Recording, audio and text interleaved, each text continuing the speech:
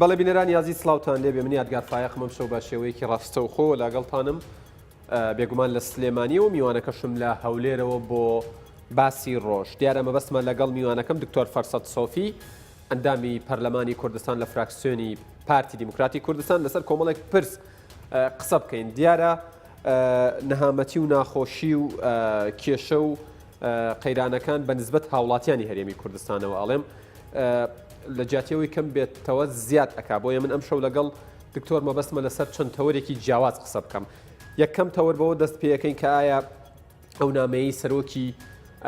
حکوومەتی هەرێمی کوردستان ئاراستەی پەرلەمانی کردووە سەبارەت بە هەڵبژاردن لە ماوەی 3 مانگدا مەبەستمە وردەکاری لەسەر ئەم نامەیە زیاتر بۆ بینەران ڕوون بکەینەوە هەروەها مەبەستمە قسە لەسەرەوە بکەین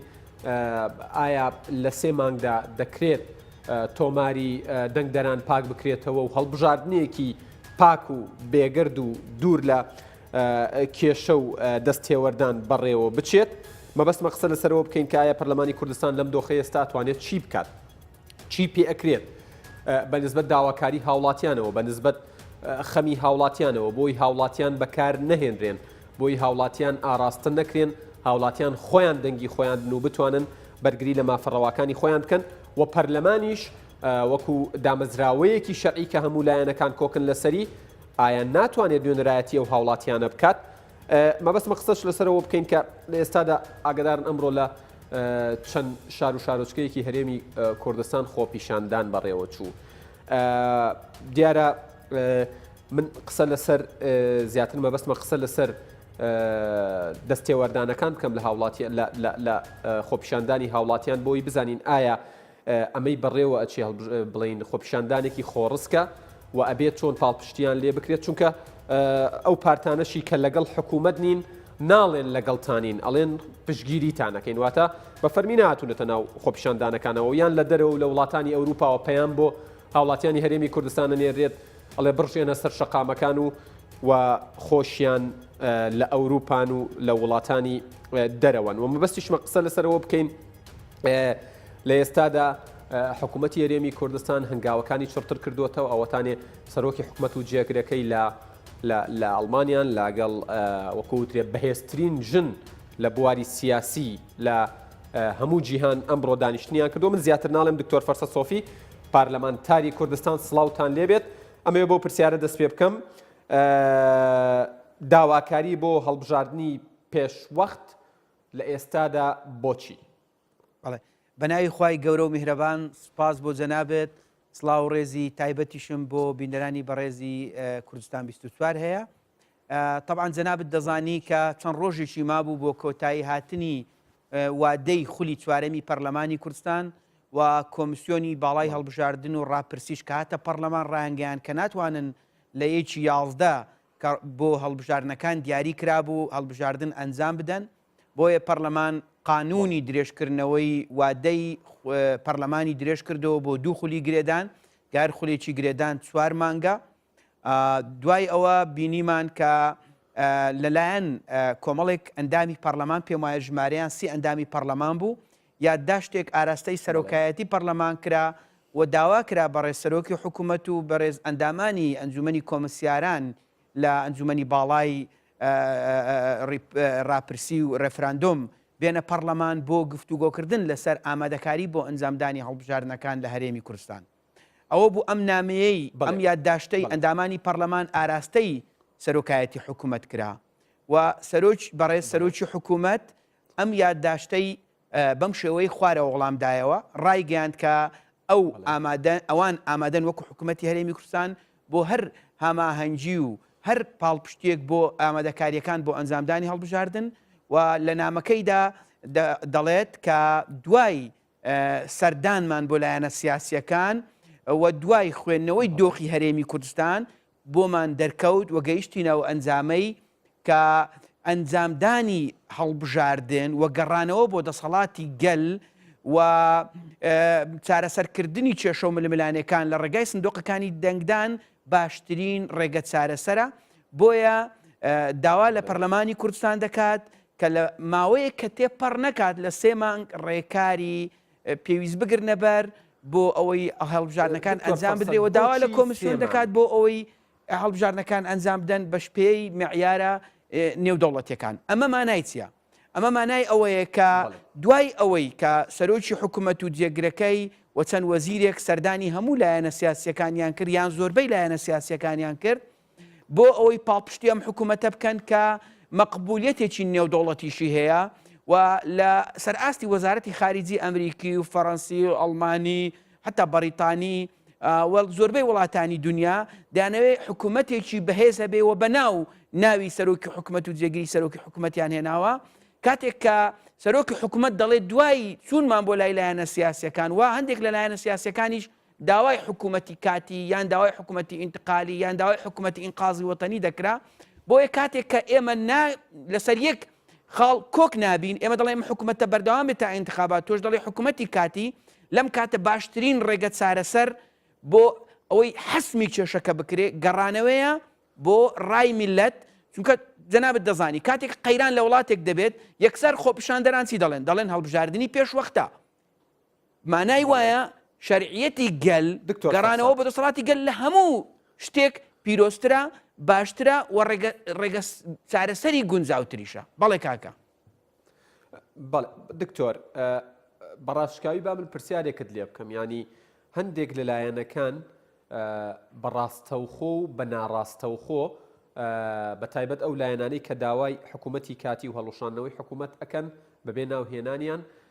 ئەڵێن ئەمە یاریەکی دیکەی پارتی دیموکراتی کوردستانە ئێوە وەڵامتان چییە وەکو فراکسیۆنی پارتی؟ بەڵێ مەبەستم هەڵبژاردن لە ماوەی سێمان دەبعاان کاگیادگار بەڕێز سەرۆکی حکوومەت لەم سەردانە دەگەڕێتەوە لە چەند ڕۆژی داهاتوو و کۆبوونەوەیەک لەگەڵ کۆمیسیۆنی باڵای سربەخۆی هەڵبژاردن و ڕاپرسی دەکات و دواتر پێویست بێدەتە پەرلەمانی کوردستان و جدیەتی حکوومەتی هەرێمی کوردستان و جدیەتی ئێمە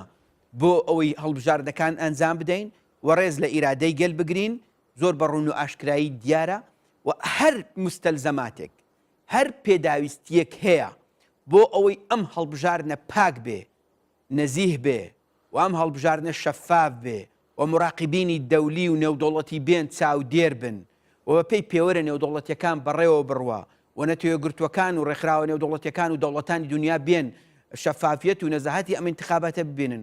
و لیستی دەنگدەران پاک بکرێتەوە ئێمە ئیستعدادی کاملمان هەیە بۆ هەموو هاوکاریەک ئەمە خاڵی یەکەم. خاڵی دووەم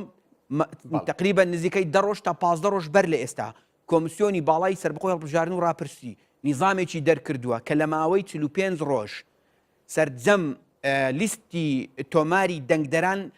پێداچوونەوەی پێدا بکرێ و پاک بکرێتەوە تا ئێستا بەناوی مردووان و تیکرار و ئەمانە تقریبا بە هەزاران ناو معالەجە کراوە ماوەی 45 ڕۆژیان هەیە پێویستیان بەوەیە حکوومەتی هەرێمی کوردستان لە وەزارەتی بازرگانی وەزارەتی ناوخۆ وەزارەتی تەندروستی وەزارەتی پلاندانان هەر وەزارەتێکی تری معنی هاوکاریان بێ بۆ ئەوەی لیستێکی تۆماری دەنگدەرانی مەقبول لەلایەن هەموو لایەنەکانەوە دروست بکرێ حکوومەتی هەرێمی کوردستان و ئێمە لە پەرلەمان و ئێمە وەکو فراکسیۆن ئامادەین بۆ پشتیوانی ئەم بابەتیان هەیە بۆ پاکردنەوەی ئەو تۆمارە. بەڵێ کاگیادگار لەکەیەوە 45 ڕۆژیانەیە بۆ پاکردنەوەی ئەو تۆمارە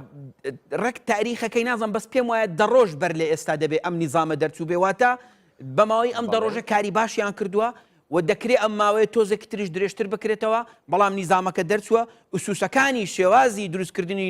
تۆمارێکی نوێی دەنگدەران لەلایەن کۆمیسیۆنی باڵاوە بە تێکرای دەنجی ئەندامانی کۆمیسیاران دەرچووە و پرۆسەی دروستکردنی تۆماری نوێ دەستی پێ کردووە پێویستی بە هاوکاری حکوومەتە بێت تەکید سەرۆکی حکوومەت کە لەم سەفەرە گەڕایەوە لەگەڵیاندا دەنیشێ هەموو مستەلزەماتی لۆجستی تەکنیکی مادی دەخاتە بەردەستی کۆمیسیۆن بە هەموو وەزارەتەکانەوە بە هەموو کەوادری حکومی بۆ ئەوی یارمەتی کۆمیسیۆن بدەن کە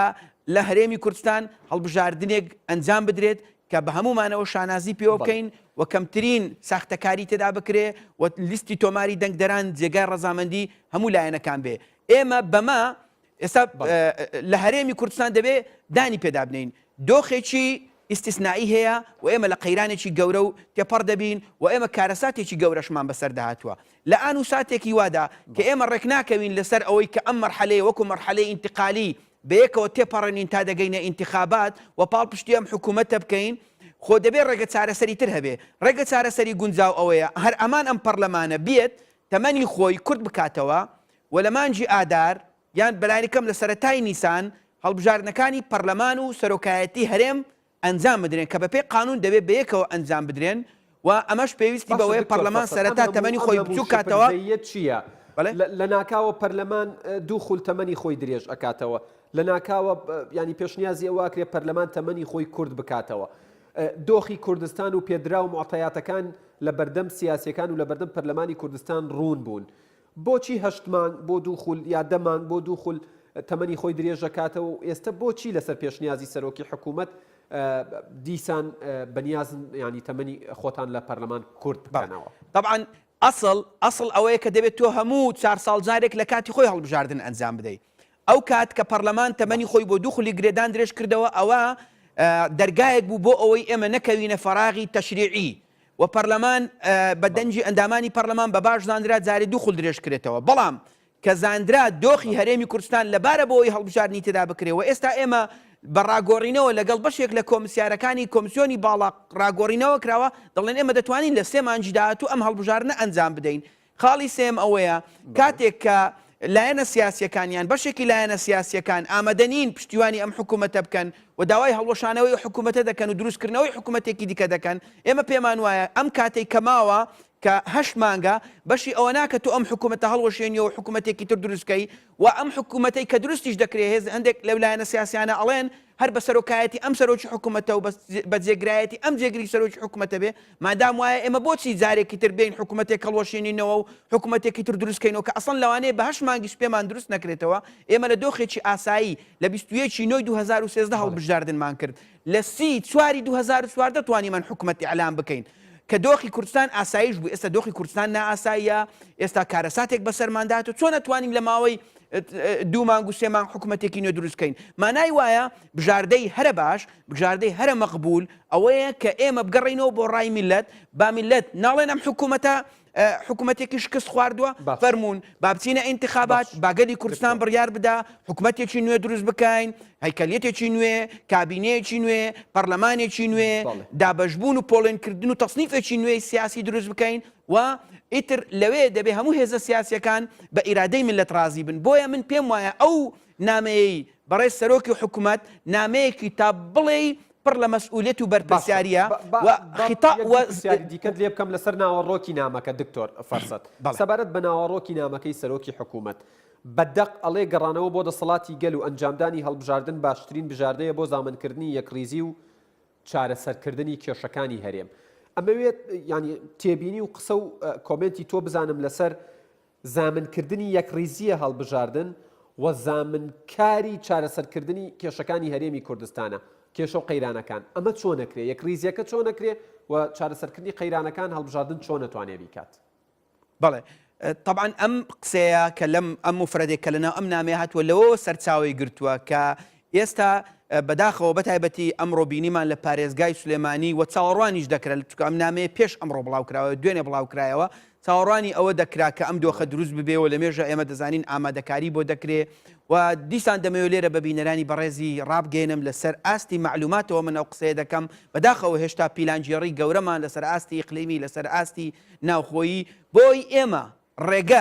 هەموو ئەوەش دکتۆر بەڵێ ڕێگە لەم پیلانگێریانە بگرین و ڕێگە لە دابەشبوونی کوردستان بگرین و ڕێگە لەم قەیرانە نەبگرین چونکە خەڵکی کوردستان دەیەوێت حکوومەتێکی نوێی هەبێ خەڵکی کوردستان بەم هێزە سیاسیانەی ئێستا ڕازین یا حکم بکات فەرم و سندۆقەکانی دەنگدان هەیە بە تۆمارێکی دەنگدەرانی پاک باڵبژاردنێکی نەزیێ بە چاودێری نێودەوڵەتی بە چاودێری نەتەوە گرتوەکان بە پێی معیارە نێودەوڵەتیەکان باگەلی کوردستان بڕیار بدات چێ لە داهاتوو کوردستان حکم بکات ئەم نامێ بۆیە پڕ لە مەسئولیەتە چونکە گەڕانەوەی بۆ شەرعیەتی میلەت چونکە گەل سەرچاوەی هەموو دەسەڵاتەکانە پەرلەمان و حکوومەت و قەزا و هەموو ئەمانە دەسەڵاتی خۆیان لە میلەت وەرەگرن کاتێ میلەت قسەی کردەبێ هەمومان ملکەتی ئیرادەی میلەت ببین بۆیە ئێستا کە گەلی کوردستان خەڵکی کوردستان لە دۆخێکی قەیراناویدایە و لە دۆخێکی دارایی زۆر سەختدایە پێویستی بەوەیە مادام ئێمە نەمانتوانی بەو جەو لە مەکوکێ کە سەرۆکی حکوومەت و جێگرەکەی و وەزیرەکانی حزبە جیاوازەکان کردیان بۆ لایەنە سیاسیەکان بۆ ئەوەی ڕێککەون کە پاڵپشتی ئەم حکوومەتە بکەن لە ماوە ئینتقالیە و لەسەر بەرنامەیەکی ئینتقالی لە ماوەی 8 مانگە ڕێکەون مانای وایە بەدیل چییە خۆ فەوزانیە چونکە ئەگەر لێی گەڕێن و بەوزوعکە بەم شێوە بکرێتەوە لەوانەیە لەم چەند مانگەی داهاتوو ئێمە تووشی فەوزایەکی حەقیقی بین چکە بەشێک لەو هێزە سیاسیانە وەزیریان هەیە لە ناو حکوومەت لە کۆبوونەوەکانی ئەنجومەنی وەزیران بەشدارە بن بەڵام سەیری کەناڵەکانی یعلام و سەیری شەقام و سەیری لێدوانی بەرپرسەکانیان و تەنانەت هەندێک لە وەزیرەکانیشیان بکەی وەکو ئەو وایە کە لە ئۆپۆزیسیۆن بوون ئەمە جۆرێک لە ئیزدیوازیە دروستەکە نەخێر مادام وایە ئێوە پرسیاری ئەوەتان کردو دکتۆر فەرسەد مەبەستمان پرسیارە بکەم دکتۆر ئێوە پرسیاری ئەوەتان کردووە لەسەر کەناڵەکانی ڕاگەیاندن و لە لێدوانەکانتان ئەڵێن ئەم حکوومەتە با هەڵوەشێتەوە ئەم سەرۆکی حکوومەت و ئەم جێگری سەرۆکی حکوومەتە با ڕاو بنرێن با دەربکرێن ئەی باشە کە حکوومەتەکە فەشەلیە ناو شکستیەناو ئێوە لە پەرلەمانتارەکانیان یان لە ڕێگەی کەناڵی جیاوازەوە پرسیاری ئەوەتان کردووە مادام حکوومەتەکە شکستی هێناوە بۆچی پەرلەمانتارەکانتان ناکشێنەوە بۆچی وەزیرەکانتان ناکشێنەوە بۆ بەڕێوەبەرە گشتەکانتان ناکشێنەوە بە فەرمی ڕای بگەێنن کە ئەوان دەستبەرداری ئەم حکوومەتە بوون بەڵێ طبعا تا ئێستا ئێمە لەگەڵ برادرانی گۆڕان لەگەڵ کۆماڵ لەگەڵ یەکێتی و گرتو و هەموو لایەنەکان پەیوەندیەکی گەرم هەیە لە نێوانمان و ئێمە دوای ئەوەدا دەگەڕین کە لە دوای خاڵی مشتەرەک بگەڕین و ئێمە هەر ئەمڕۆ بەیەکەوە لەگەڵ چەند لێک لەم لایەنانە گفتوگۆمان هەبووە قسەمان هەبووە چۆن هەوڵ بدەین یەک ئەم دۆخەی کە ئەمڕۆ بەداخەوە لە هەندێک لە شار و شارۆچکەکان ڕوویدا بەرەو تەشەنج نەڕوا و بەرەو ئاقاری خراپ نەڕوا و بتوانین باشترین ڕێگە چارەسەر ئینتیخاباتە بۆیە ئێستا ڕاستە لە ڕووی ئەعلامیەوە هەندێک لەو هێز و لایەنە سیاسیانە بە زمانێکی تەشەنجی ئەعلامی تون قسە دەکەن بەڵام لەسەر ئاستی ئەو دانیشتانی ئێمە کردومانە هەمویان مەسئولانە بیر دەکەنەوە بەو ئاراستەیە کە بە هیچ شێوەیەک ڕێگە نەدرێ هەرێمی کوردستان وانە خواستە بەرەو دۆخێکی نەخوازراو بڕوە کە لە پشکی گۆڕانە لە ناو خۆپیشاندەرانەوە ئەم قسانەی منی کرد بەڵێ طبعا وەکو بە جەنابتم گوت ئێمە سەردانی ئەو لایەنە سیاسیانە کراوەوە بە زۆر بەڕوون و ڕاشکاوی ئێمە ئەمڕۆ لەسەر ئاسی دیتنی دوو بە دوو یان لەسەر ئاسی تەلەفۆنیش لە ئاستی باڵا لەگەڵ بەڕێزان لە بزوتنەوەی گۆڕان قسەمان کردووە و خطوڕەتی ئەو وەزعەمان پێڕاگەیاندون و هەندێک زانیاری وردمان لەسەر ئاستی معلومات پێداون کە مؤشرات و ئاماژەی زۆر مەترسیدار هەن و پێویستە خەڵکی کوردستان ئەوە بزانێت کە ئەوەی ئێستا دەگوزەرێ ئەمە شتێکی هەروە سەطحی نییە و پێویستە خۆپیشاندەرانی بەڕێزیش ئەوە بزانن کە معاناتیان هەیە بێموچەند بێژیانن گیرفانیان بەتاڵەکە ئێمە تا سەر ئێسقان لەگەڵیانین پشتیوانیانین لەگەڵ خەمەکانیانین ئەوەی پێمان بکرێت لەگەڵیانە بین بەڵام دەبێت یەک شت تێبگەن ئەو وەزع ئیستیسنائیەی بەسەر کوردستاندا هاتووە لەوانەیە ئەگەر ئاگادار نەبن چەند زاری تریش گوتومانە ئەگەر ئاگادار نەبن لەوانەی خەمەکانی وان ئازارەکانی ئەوان بێموچەیی ئەوان بێژیانی ئەوان ئازاری ئەوان بەداخەوە چەند هێزێکی ئیقلیمی و چەند کەسێکی نامەسئولی ناوخۆی بیقۆزنەوە و بۆ مەرامە سیاسیە گڵاوەکانی خۆیان بەکاری بهێنن و سەر بکێشێت بۆ نائستقرار سەر بکێشێ بۆ دابشبوونی کوردستان سەر بکێشێ بۆ کوشت و کوشتار سەر بکێشێ بۆ سووتاندن بۆ تێکدان بۆ وێرانکردن بەڵێ ئەڵێم ئەتەوێ ئەوە بڵێ کە هاندان و ئاراستەکردنەکانی خۆپیشاندەران کە داواکاری ڕەوای خۆیانیان هەیە لە هەناوی هەرێمی کوردستانەوە هەڵناقڵێت و پیلانگێڕیەکی لە پشتەوەیە پلانی بی وڵاتێکی دراوسەیە باوەڕ بکە بە دڵنیاییەوە بە ڕەحاییەوە بە مطلقی هیچ گومانم نییە ئەم قسەیە لەسەر ئاست دڵنیابن بە معلوماتەوە ئەم قسەیە دەکەم ئەوەی ئەمڕۆ ڕوویداوە بلانەیە ئەگەر ئەم دۆخە بەردەوام بێ و دەستگا ئەمنیەکان کۆنتترۆلی نەکەن پیلانجێڕیەکی گەورە لە ئارادایە و من دڵنیام لەوەی هیچ خۆپیشاندەرێکی دڵسۆز و نیشتیمان پەروەر و ئەوانەی خەمی موچیانەوەی خەمی ژیانی خۆیانە قەت دڵنیان بەری ئەوە نادەت کە بەبەری ڕەنجی شەهیدەکانی خۆیان بڵێن بڕوخێ و مەقەڕات بسووتێنن و بارەگای حکوومەت و ئاسایش بسووتێنن دڵنیام لەوەی ئەوەی کە مەقەڕات دەسووتێنێ ئەوەی کە دروشمی نامەسئولانەی شۆڕش و ڕاپەڕین هەڵدەگرێ من دڵنیام لەوە ئەمانە هاندانی لە پشتە و لە ئایندێکی نزیکش هەروەکو چۆن سەلمێنرا کە لە ڕووداوەکانی ڕابردوو زۆر شت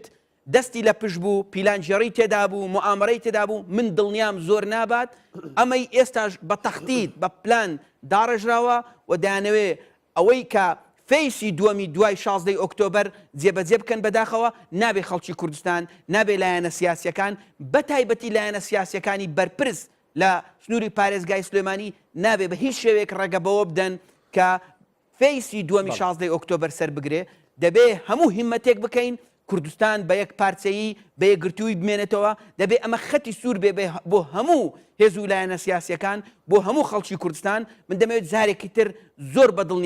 دڵنیای هەموو خەڵکی کوردستان بکەمەوە ئەگەر وریانە بن و ئەگەر بکەونە ژێر تأثیری ئەم پیلانجێڕیە کە لە ئارادایە ئێمە زەرێکی تاریخی گەورە دەکەین و ئێمە دەستکەوتی گەورە کە هێشتا بەدەستمانەوەمایە لە دەستی دەدەین بە پێچەوانەوە کاک یادگار ئەم قسەیە گرنگە بیکەم بە پێچەوانەوە ئەگەر ئەم جارە خۆڕاگر بین و یەک ڕێزی ناوخۆییمان بپارێزین و بەرەو هەڵبژارنێکی پاک و بێگەرد بڕۆین بۆ ئیرادەی میلەتی خۆمان بگەڕێینەوە و ئەم مەرحەلەیە تێپەڕێنین من دڵنیام ئەوەی کە لە 25 یونیۆ هیوامان بۆ دەخواست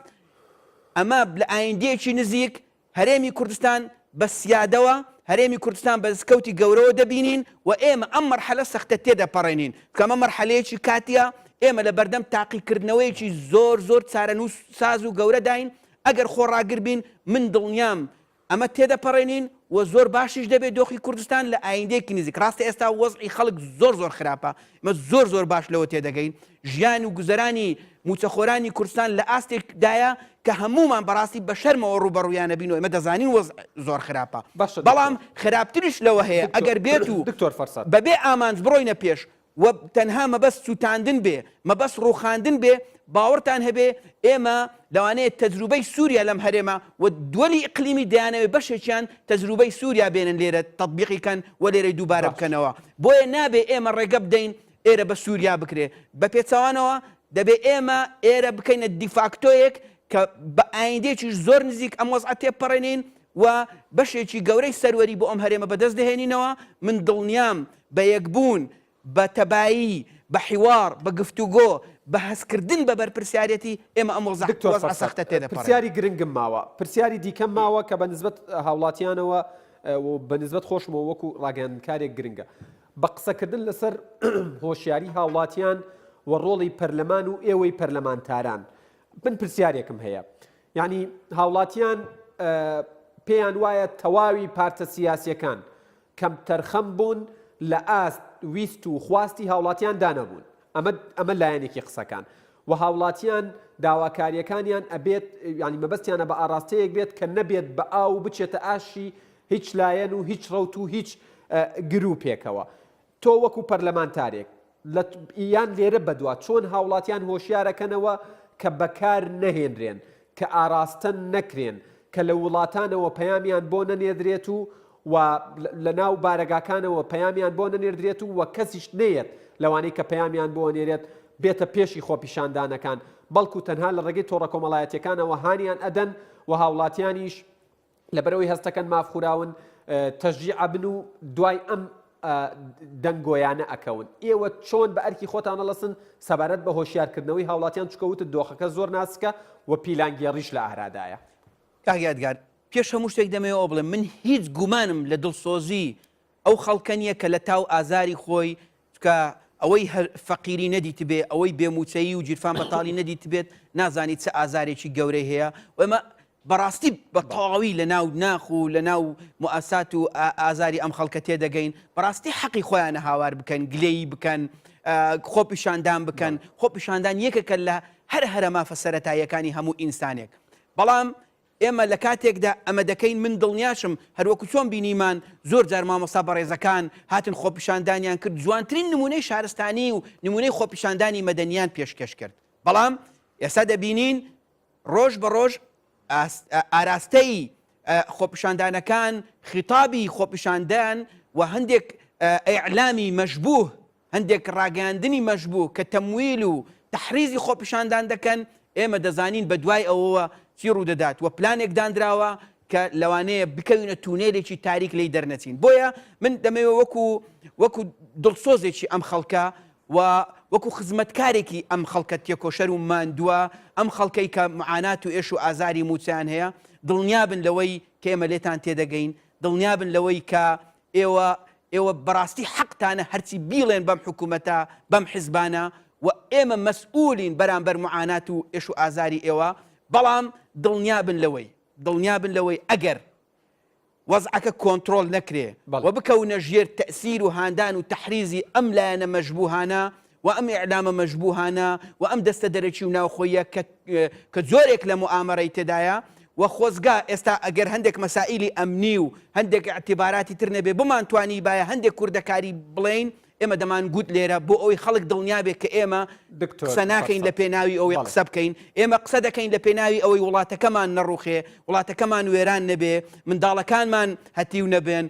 شارەکان و شەقامەکانمان نەشێوێن بازار و دوکانەکانمان تێک نەچێ بەرژەوەندی خەڵکی کاسبکار و بێدەرەتان تێک نەچێ تۆ تەسەوەر کە ئەمڕۆ لە ئەنجامی ئەم بەردهاوێشتن و سووتاندن و ئەمانە چەند خەڵکی کاسبکار ئیشی وەستا تۆ موچەش نەبێ و خەڵکی کاسبکاریش ئیشی بوەستێ و بازاریش قەپات بکرێ و دوکانیش بۆستێ ئیتر وڵات بەرە و چارەنووسێکی ڕەش دەڕوە بۆیە من دەمەوێت ئەوە بڵێم کاکە کاتم تەواو بۆ پرسیارێکی شماوە مەبەستمە وەڵام لە جەنابتەوە وەربگرم وەکو پەرلەمانتارێک وەکو کەسێکی شارەزا لە یاسا و دەستور ئەو قەوارانەی کە ئێستا بانگەشە بۆ هەڵبژاردنەکەن و بە بەیاننامە و لە ڕێگەی بڵین کەناڵی جیاوازەوە داوا لە هاوڵاتیانەکەن کە خۆپیشاندان بکەن ئایا ئەو قەوارانە لە دوای ئەوەی کە هەڵبژاردن دواخرا تەمەنی پەرلەمان درێژ کرایەوە و ئەو پارەی بۆ تۆمارکردنی ناوەکانیان و ئەو شتانە بڵین دابوویان بە حکوومەت وولایانی پەیوەنددار بۆیان گەڕێنرایەوە ئایا لە ڕووی یاساییەوە ئەو قەوارانە بوونیان هەیە من ناویان ناهێنم بۆی نەڵێن تەشیرمان پێکراوە طبعا کاکە یادگار بەپێی قەراری کۆمیسیۆن و بەپێی قانون ئەم قەوارانە هیچ ناوێکیان نییە و ئەم ناوانەی ئێستا لە خۆیان ناوە هیچ ئوسوس و ئەساسێکی قانونی نییە و هەر کاتێک دەرگای خۆپاڵاوتن بۆ تۆمارکردنی قەوارەکان و دەرگای خۆپاڵاوتن بۆ کەسێتیەکان و بۆ منافەسە لەسەر سەرۆکایەتی هەرێم و ئەمانە کرایەوە دەبێت جارێکی خۆ تۆمارکەنەوە ئەمە هیچ قەوارەیەکی لە ڕووی قانونی و ئەساسی نییە ئەو بانگەشانەی ئێستا بۆی دەکەن ئەساسی قانونی نییە چونکە حزبی سیاسی بەپێی قانون ڕێکارەکانی دیاری کراوە دەبێت بەپێی قانون دروست بکرێەوە ئەمانە هیچ ئوسوسێکی قانونیان سۆفی ئەندامی پەرلەمانی کوردستان لە فراکسیۆنی پارتی دیموکراتی کوردستان زۆر سپاس بۆ زانیاریەکانت سپاس بۆ ئەو دەرفەت و کاتەی با ئێمەت بەخشی بەڵێ بینەرانی ئەزیز باسی ڕۆژ کۆتایی هات تا باسی ڕۆژێکی دیکە ئێوە و کوردستان و هەموو هاوڵاتیان لە ئەمانەتی خوادا بن